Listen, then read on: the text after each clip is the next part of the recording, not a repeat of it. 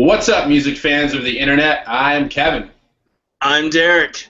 And together we are last week's album, where we're talking about good music. And here we are with the best of the rest for 2014. But before we get started, we'll start like we always do, drinking a beer.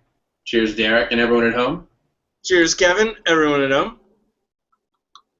And in this best of 2014 list, best of the rest, we're going to talk about not the best albums, not the best songs, not the best new artists, but all the other stuff we wanted to talk about and think you should know about that happened in music in 2014. So, our first category is Best Album We Wish We Had Reviewed. I'm going with Dead by Young Fathers. They are a Scotland-based trio that really defies categorization. A little bit hip-hop, a little bit rap, alternative, pop, reggaeton, even electronic.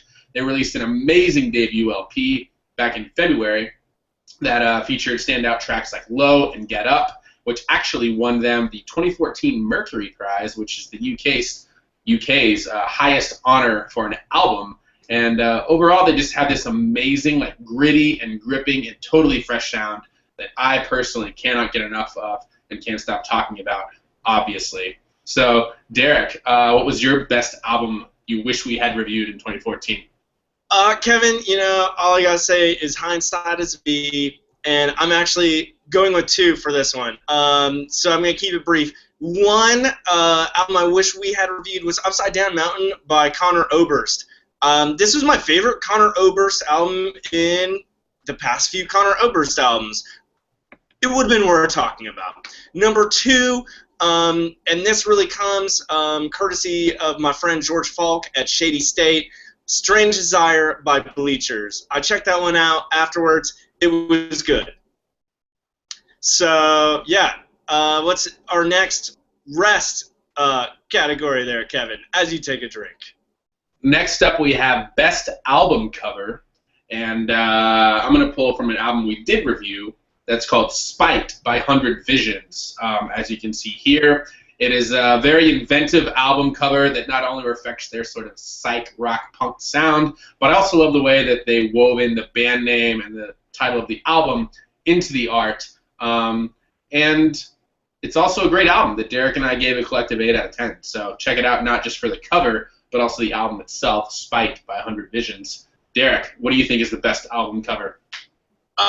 Kevin, I like that you mentioned that, and still on the subject of our previous category somewhat, hindsight may have been my worst idea for our screen grab for an album review. But you know what? Better in 2015.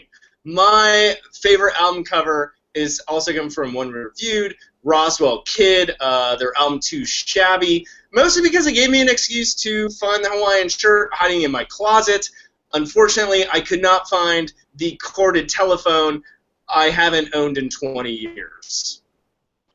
I like how you pretend the Hawaiian shirt was hiding in your closet, Derek. It was in the front, wasn't it?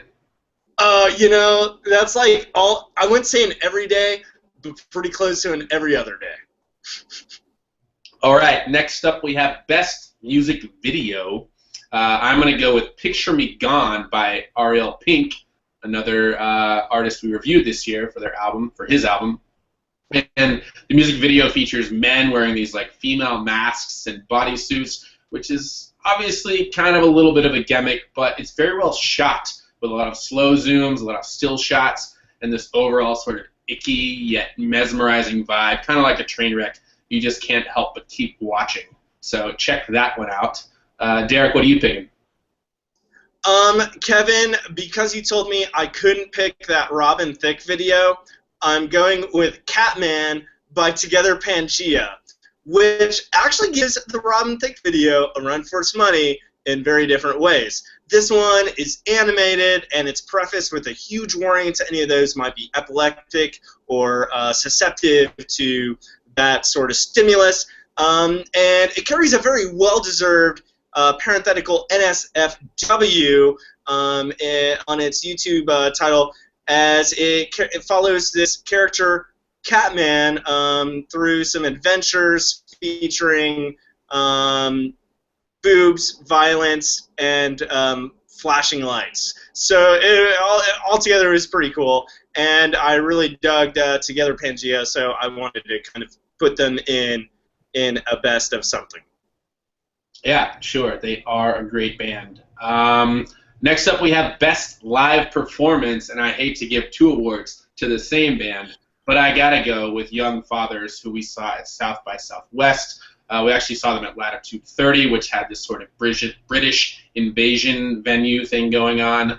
Their performance was intense and raw and extremely high energy. They got the crowd going at a South by event, which can be kind of tough with a lot of like smug hipsters and industry types in suits. So hats off to them. And we actually ran into them on the street after the show, and they were really nice guys. So I can't say enough about Young Fathers. I'm sorry. But Derek, who do you think was the best live performance you saw? Don't apologize. Young Fathers are awesome. I'm glad we got them on here twice. Once again, because we can't pick the same live performance. Although I will say Drench the next day at the same place was also really good, but they're not my best live performance. I'm actually going to Shovels and Rope. We saw them at Stubb's outdoors a couple month or so ago. Actually, a great bill. They also had Hayes Carl and Shaky Graves playing.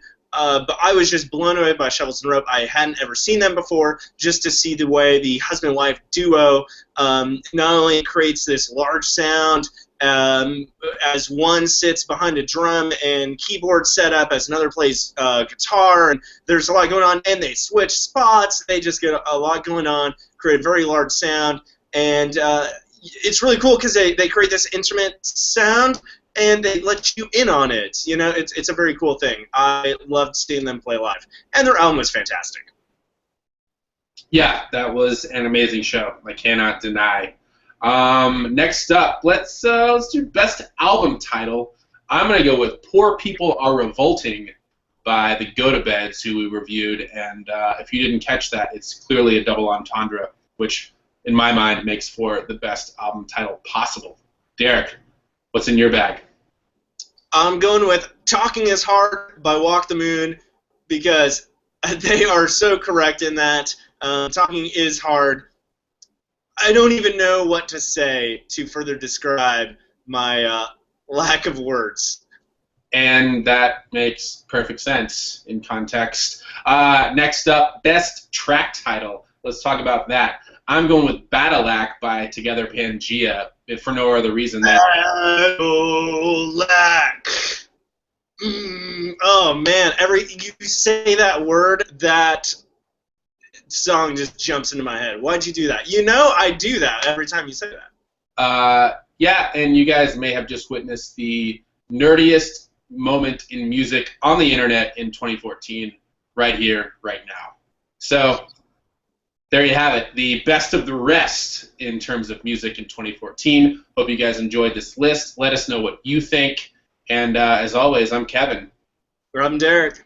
And we are last week's album. Don't forget to subscribe for more. See you next time. Cheers, guys.